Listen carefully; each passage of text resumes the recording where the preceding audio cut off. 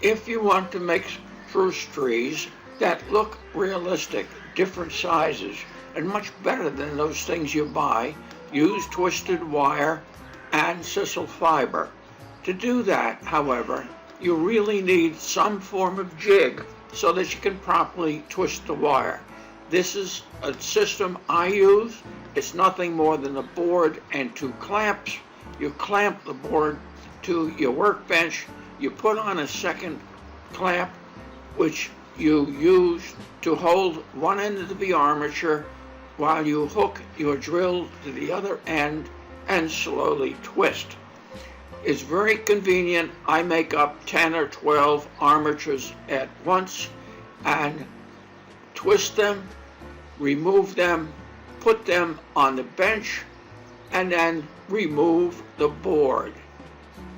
It doesn't mess my bench up. There's no clutter. There's no storage problem because it's flat. I just stick it aside and put the clamps on the drawer. Also, you have nothing interfering with that sisal as it goes through. If you look at some of the twist machines that are recommended, the sisal fiber gets distorted.